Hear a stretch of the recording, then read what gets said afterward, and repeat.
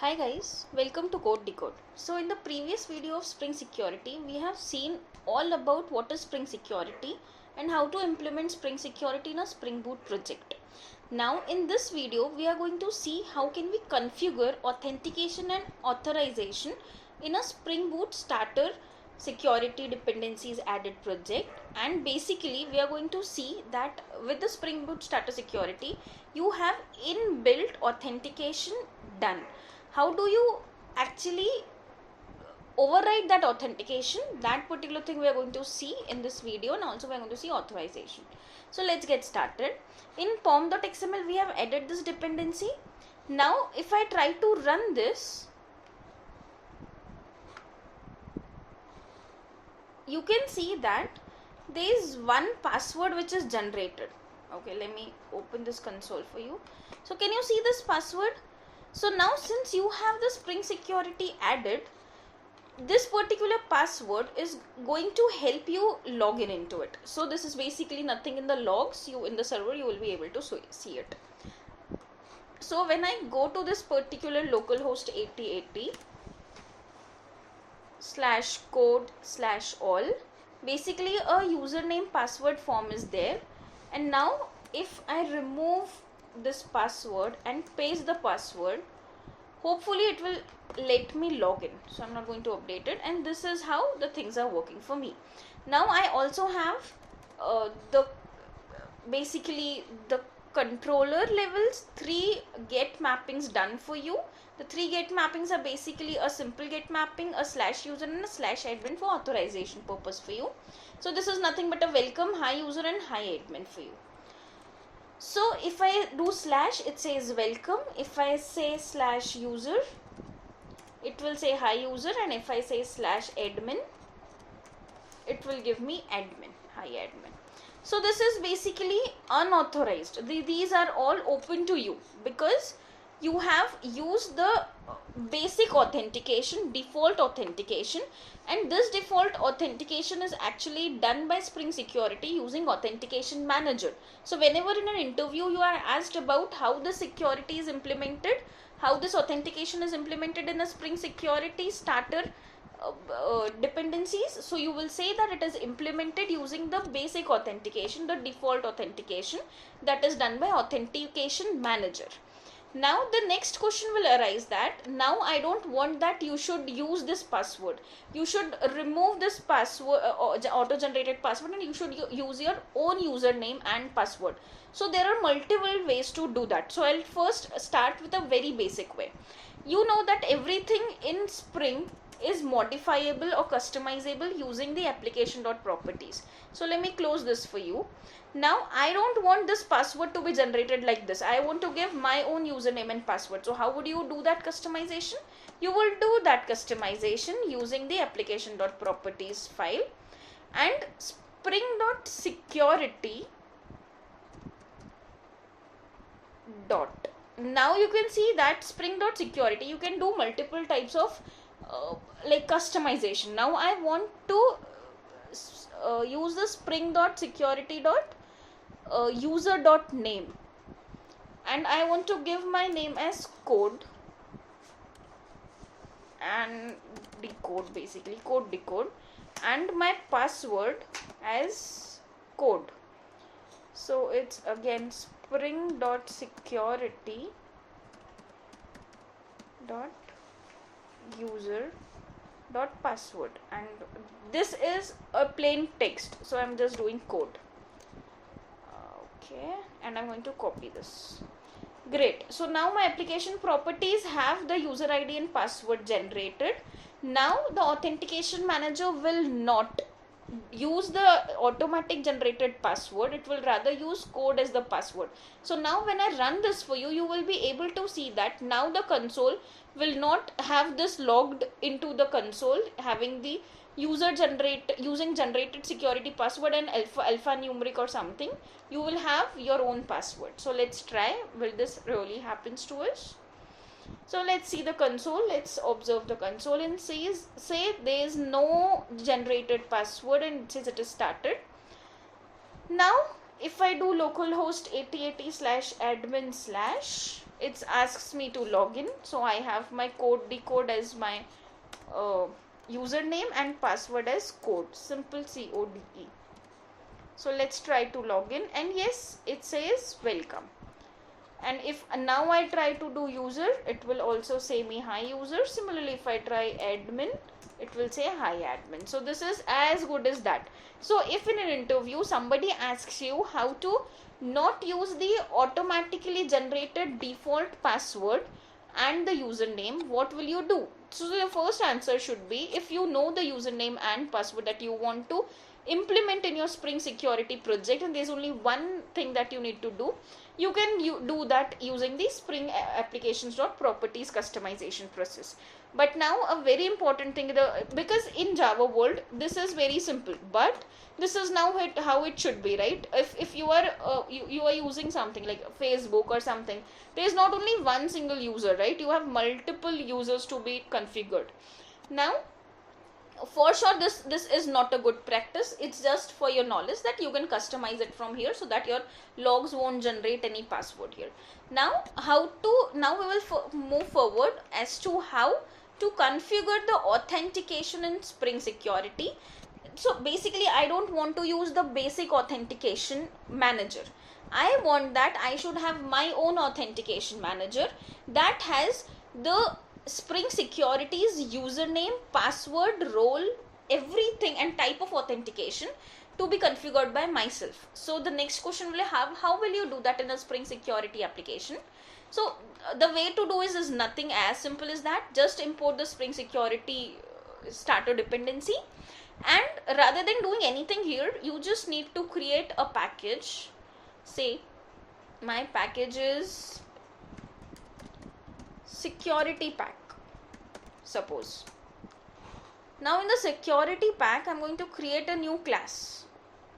Now I say my class name is, suppose, custom security configuration. Okay, this can be anything, you can even write XYZ.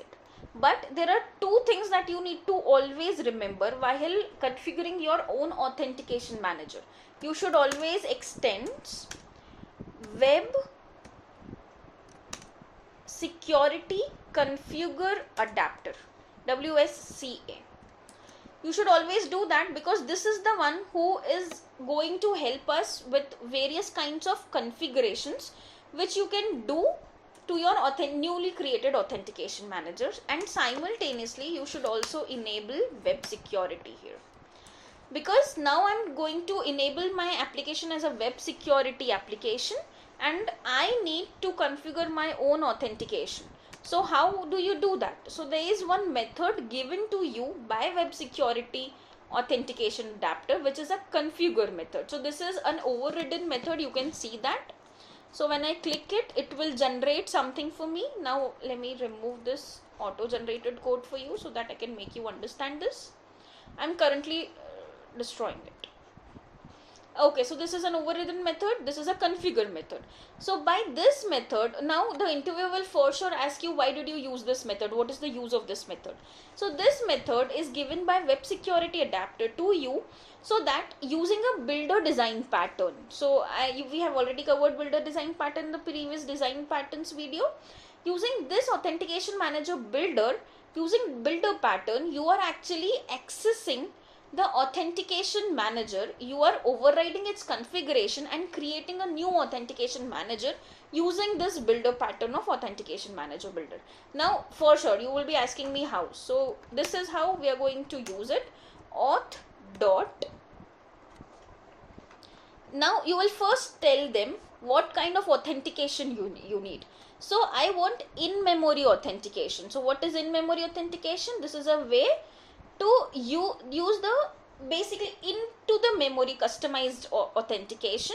You can also use JDBD authentication, which we are going to see in few minutes or in the next video if the time doesn't permit. But currently I am using the in-memory authentication just for making you understand how to configure your own authentication and authorization and not to use or depend upon the Spring Security's default authentication manager. So as soon as you do in-memory authentication, now you can use user. So I need with user, and say suppose my username is user only, and I'm going to do my password or password configuration. So my password is say pass, simple. And I also want that a role, though it is not role based authentication, but also I'm giving a role here. Currently it will be of no use because we are doing authentication. This will be used when we will be doing authorization. Now this is done. Once this particular thing is done, you can say that now your authentication manager builder is taking your inputs, like what kind of authentication you need, in-memory authentication, JDBT authentication, what kind of authentication. Now it is taking your user, your password and your role, and you are saving it.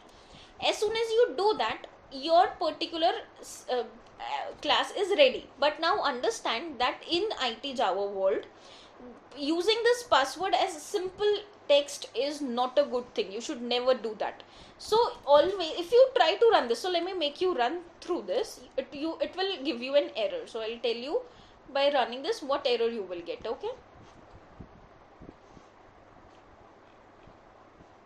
Okay, so my debug comes to this place. This is my authentication manager builder. This is in-memory authentication which is started, and you can see the console does not have any kind of password generated for me. Okay, now I'm removing this for you for once, and now my username will be user and password will be pass, and my obviously my this property file is empty, so there is nothing here. So let's try to log in. Let's see what happens. See, it says first login, so I'm going to use user, and then I'm going to use my password as simple pass. I try to sign in. Okay, so now there's some error. It doesn't allow me. So this is what I was talking about. There is no password encoder mapped for ID null. So this is how Spring Security makes your life so easy. It says that you have not encoded your password. You're using your password just as it is. So this is a very bad practice in terms of or password encoding. In terms of password passing as a text thing, you should always use the password encoder to make it as a hash value which you store in memory, because this is an in-memory authentication, and you use that. Now if you want to know more about the password encoding, just let me know in the comment section. This is a big topic. I'll cover it, the hashing, the way, everything in another video. Only if you let me know in the comment section. So let's see how to actually bypass this error. So nothing, you just need to create a bean. So what is a bean in Spring? I have already told you. Bean is nothing but it will create a managed instance of a particular return type of this method. So what is the return type? Password encoder is the return type of this method, and what will this method be called? Get password encoder. Simple as that. So using @bean will make sure that whatever you return from this method will be used as a password encoder technique for your password here. Now currently, just for the demonstration purpose, I'm not going to use any type of password encoder for you. If you want me to cover, let me know in the comment section. I'll do that for you. So currently I'm using no op password encoder dot get instance. Simple. What does it do? See, even there is okay, let me terminate. So there is one deprecation here that it says this is a very bad technique of actually authentication in Spring Security. You should not use password as a text thing, but currently for the demonstration purpose I'm doing this for you. If you want a different way, let me know in the comment section. Now let me run this for you. Yes, you can see that now it is started. Let me log in again for you. Okay, /code/all. Now it is asking me for login again. So username as user and password as pass. Now if I sign in, it says great. Now you are able to get into it, and / will give you welcome, /user will also give you your username. Great, hi user. And also admin will also work currently because we haven't done any kind of authorization here yet. So this is how you do the authentication. Simple. Did you understand this? Now here I have just one user. I can also configure multiple users. How do you do that?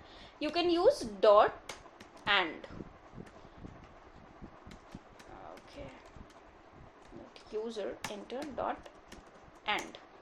Now this is how you are pipelining. Okay. So again with user. And my username will be, say suppose now I am admin, and now I'm going to use my password, which is again admin, suppose, and again my role will be admin here.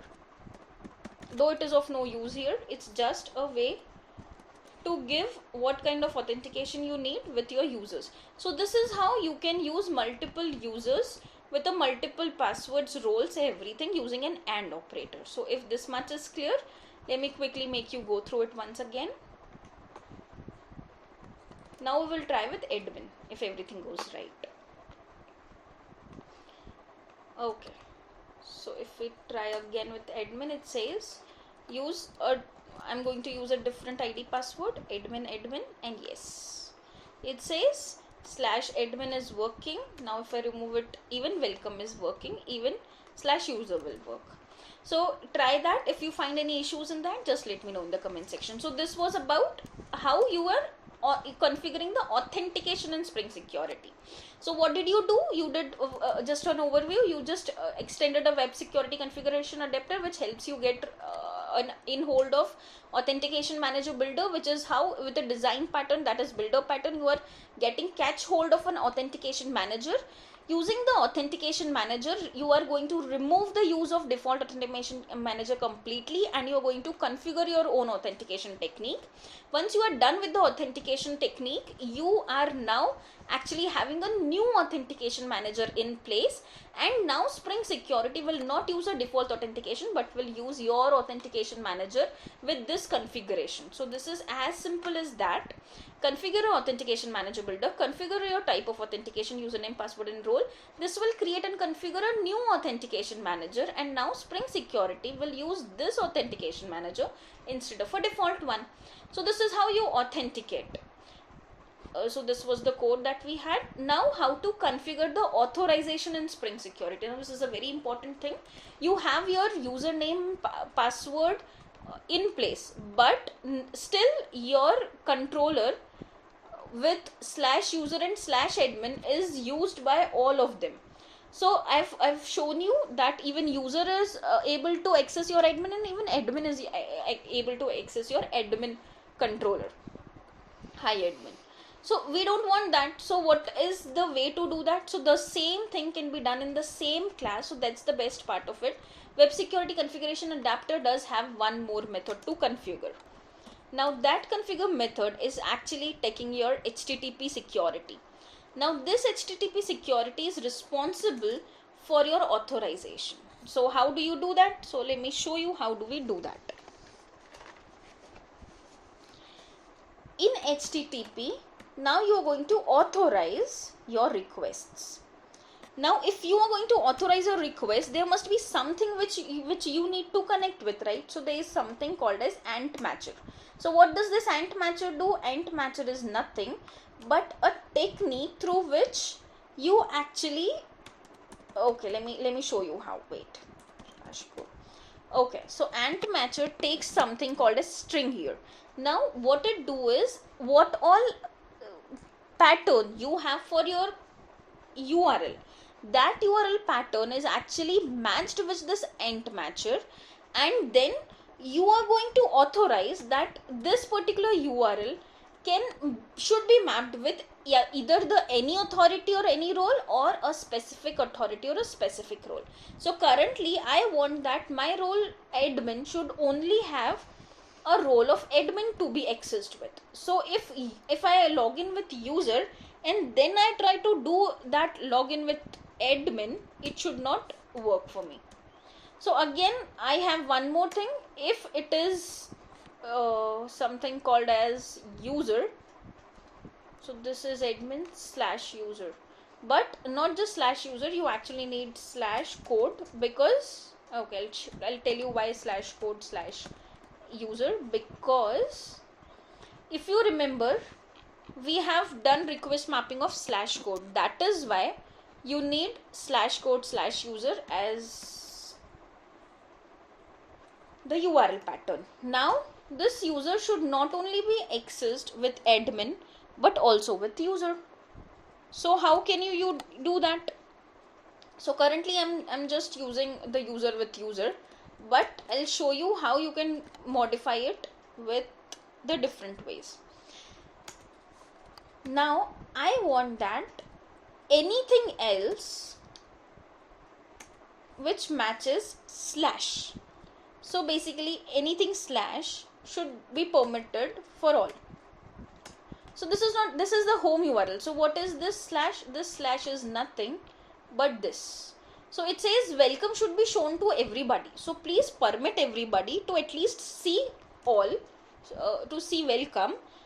And also now I want that what kind of basic login do I want. So I need form login. So this is how you do the authorization part. Now I'll tell you what we have done. What we have done, we have taken an HTTP request here, HTTP security instance here. With that HTTP, we are authorizing our request with any ent matcher. If the URL is like /code/admin, only the role which is admin is allowed. If it is /code/user, only the role which is user is allowed. If you're trying to use /, then permit everybody. Do not restrict with anything. Now you want the form login.